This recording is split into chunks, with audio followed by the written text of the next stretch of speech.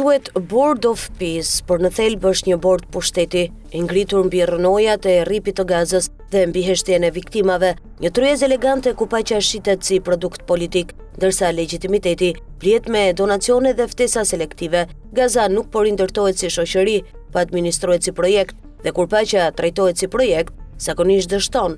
Në këtë skem, bordi shfaqet si zëvendësim i diplomacisë klasike, si bypass i institucioneve shumëpalëshe, si një menaxhim nga lart poshtë që heq palestinezëve të drejtën elementare për të vendosur mbi fatin e tyre, pas zgjedhje, pa përfaqësim real, pa përgjegjësi politike ndaj atyre që kanë paguar çmimin më të lartë. Ky nuk është tranzicion, është protektorat i ambalazhuar. Më problematike është normalizimi i kësaj qasje nga lider që shesin veten si progresist, por rreshtohen pa kushte në bordet e improvizuara të fuqive të mëdha.